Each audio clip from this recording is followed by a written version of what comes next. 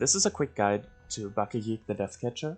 He is the boss you find at the end of Zone 1, guarding the entrance to Zone 2, thus making him mandatory to fight.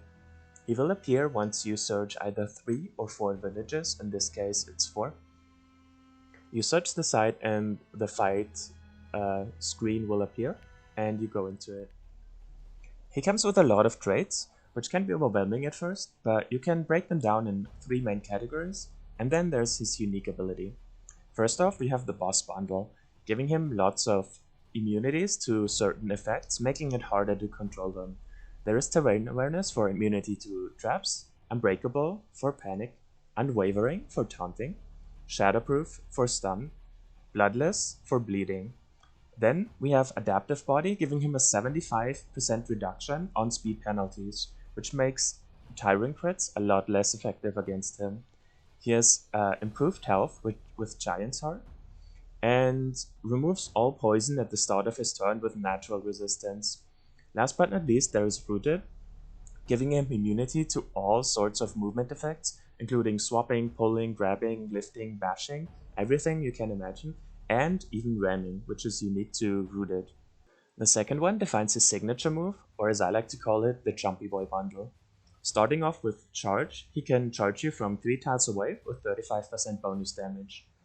If the charge is a crit, he can charge again with Disengagement, for as long as he has critical strikes, stamina to do so, and a target to charge to. To fuel this bundle, he has Delirium, starting the fight as 40% max HP, and ignoring the first 3 hits against him, complementing with Rage, for as long as he has less than 65% max HP, he gains bonus speed at the start of his turn and 1 critical strike. He starts off with Critical Awareness, giving him 3 critical strikes as a head start. For every time he charges you, he also applies Immobilizing crits, immobilizing you on the spot and locking you into this position for 1 more turn. Third, we have his Focus bundle, which gives him his Sustain. First off, we have Leeching Double Strike. Whenever he gains full focus, he gains Double Strike with Lifesteal, leeching quite a lot. He gets an additional crit with Action Man, and heals 24% of his max HP instantly when he reaches full focus, as well as scales his damage with Lyncher for 10% whenever his focus bar fills up completely. And finally, we have his unique ability, Strong vs Isolated. This is not found anywhere else and is just unique to this boss, and gives him a guaranteed crit, 50% bonus damage, and a chance for a double hit against isolated targets which have no allies around them. You never want this to trigger throughout the fight. Whenever this triggers, you most likely just messed up somewhere. I like to compare him to Kha'Zix from League of Legends with Q and E evolve. He deals lots of single target damage on isolated targets, and has jump resets throughout the team fight whenever someone dies. Here the trigger is whenever he critically strikes someone, and he shines in scattered out fights where no allies are clumped up like this one. This is some situation you want to avoid. What you want to do instead is have a closed formation where nobody is isolated and he has only 1 or 2 targets. There are 2 skills that let you disable his first charge and make him completely useless, which is first off the Spearman Spearwall, which disables his charge completely, not letting him get another one off. You can also use the Preemptive Strike from Bounty Hunter, or there's Aegis from Priest, which nullifies his first hit, not counting it as a crit, not letting him get the reset.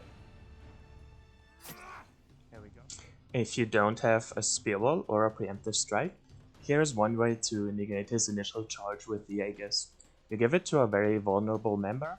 He has only 345 max HP, making him a prime target for the Deathcatcher to charge onto.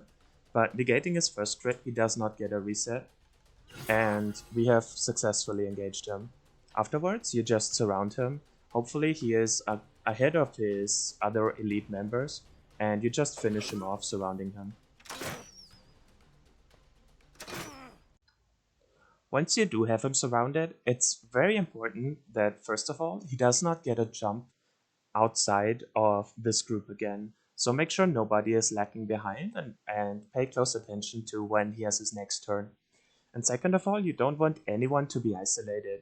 He just gets a bonus damage and he pins him down in an isolated position, which you want to avoid. Here he only gets one hit because I don't give him another target to jump to, and I just proceed to finish him off, ignoring all his other members. If they get too close, then you might have to reconsider, but most of the time you don't have to worry too much about them.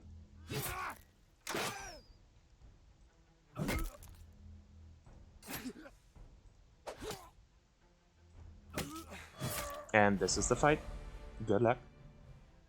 The rewards are one legendary item as well as the Mocker's Mark, which is a unique ability, which will have its own guide very soon. Thanks for tuning in.